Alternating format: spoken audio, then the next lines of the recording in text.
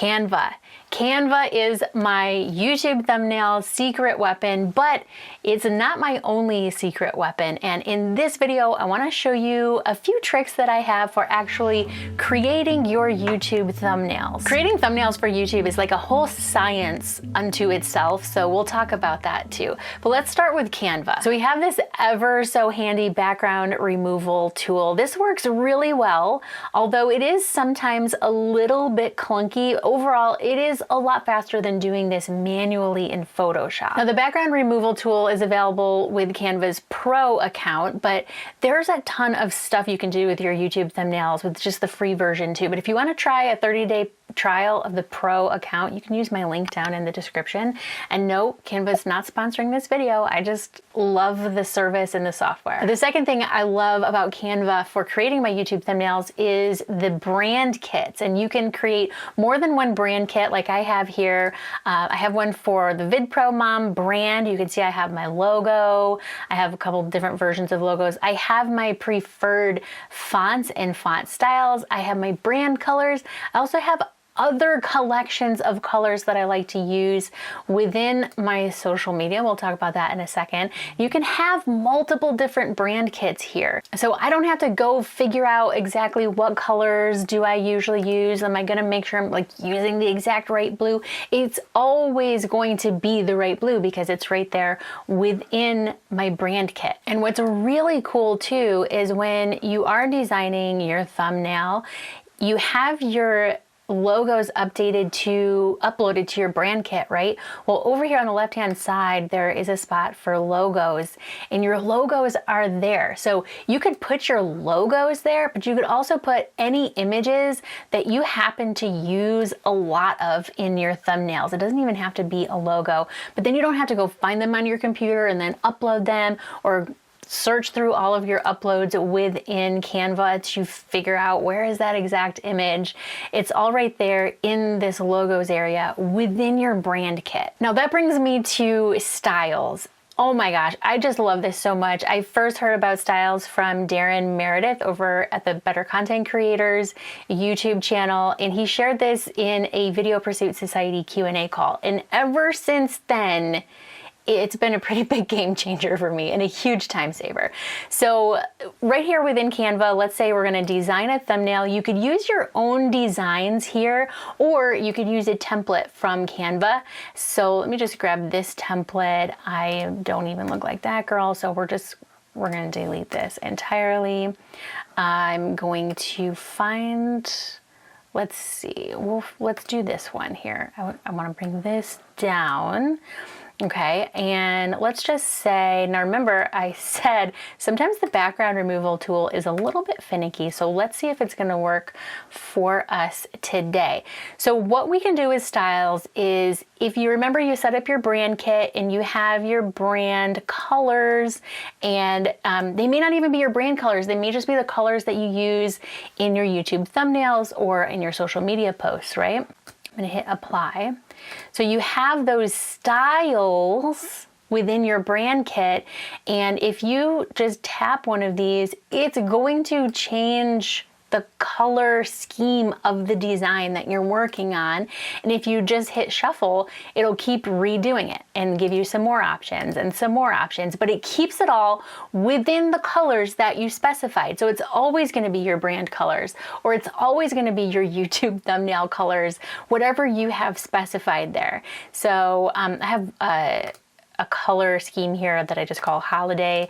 That's like a little bit more holiday design. Of course, this background is already like blue, so I don't know if we're gonna be able to make this look real holiday-ish, but you get the idea here, right? That is so cool. It is so cool because then you don't have to go and figure out what should be blue, what should be yellow, what should be pink. Just let Canva figure it out for you. Now, before I move on from Canva, I just have to show you this hack. I think it's a hack. I put all of my YouTube thumbnails in one place, in one Canva project. So I just recently did this for all of my 2021 thumbnails.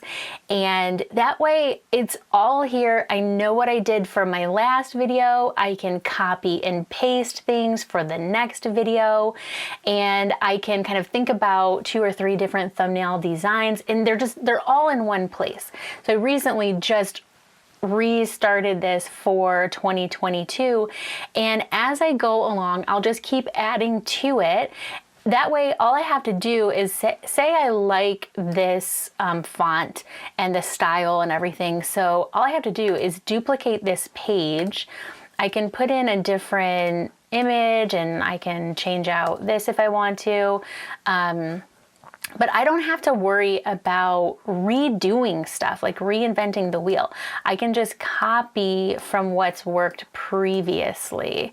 Now, this video thumbnail needs a background or something. That does not look like something I would put on my channel, but that's okay. It's still a good example, right? So there you go. I didn't have to change anything here except for the words, right? Style, color, all that stuff is the same. And I just keep them all in one place right here inside of Canva. They're easy to find that way. Now, most of the time, Canva's design tools work perfectly fine for my needs, but every once in a while I have to open up ye old Photoshop to do a couple things. Like, for example, with this laptop screen, it's tilted a little, so I needed to go in, create a smart object, and put my graphic on that screen so that it was the right dimensions and it had the right distortions and it looked like it was tilted. And that's really not necessary. That was just me being extra. And if you want a tutorial on how to do that in Photoshop, let me know in the comments and I'll see if I can hook you up. Okay, now this is my favorite all-time secret weapon thumbnail tip, and that is to create a library of images of yourself. If you put yourself in your thumbnail images. If you don't, that's fine. Maybe there are other objects you can do this with as well. But every couple of months, I set up my camera, put it in photo mode, and take a bunch of photos of myself. The key with this is to create a bunch of different facial expressions with maybe a bunch of different emotions where you're pointing over here, pointing over there, you're making I like to call it the stupid YouTube face, right?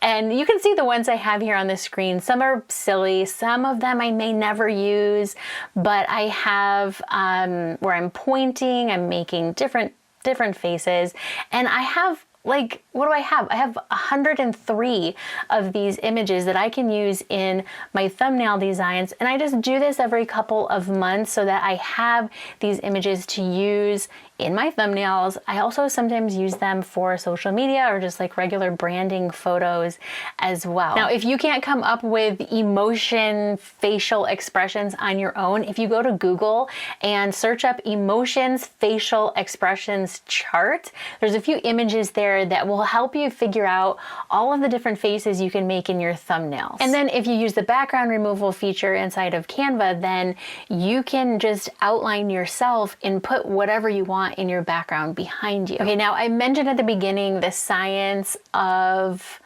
thumbnail designs, and really what it is this science of getting people to click, right? Getting people to hit play and watch your video. And I'll be honest with you, as much as I study and obsess over my YouTube metrics, I wish I could come up with a formula that was repeatable for how to design my thumbnails. So have the highest click-through rate. But honestly, there is no rhyme or reason. It's always an experiment, which is another reason why I really love Canva for this, because it's so easy to just go in, tweak and change your thumbnail design and switch it out, or do an A/B test with TubeBuddy. And of course, the title of your video comes into play here. And then you also have different click-through rates depending on the traffic source of your video, which leads to even more questions.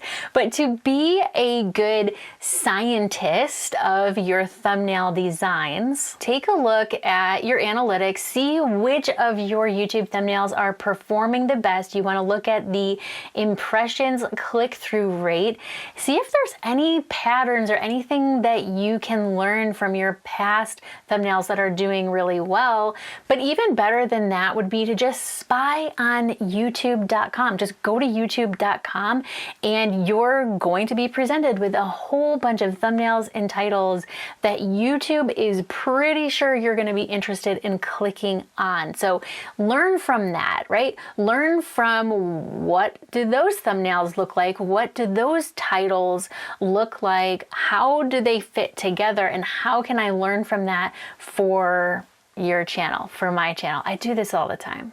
But the thing you should be the most obsessed with when it comes to your click-through rates is just that you're improving your own click-through rate. When you know what your average click-through rate is, then you can improve that. It's not about making your thumbnails look like other people's thumbnails or getting the design just perfect or just right. It's improving what's already happening on your channel. It's improving what's already happening on your channel from month to month and year to year. Now, if you're new here, my name is Meredith Marsh. This channel is dedicated to helping content creators create.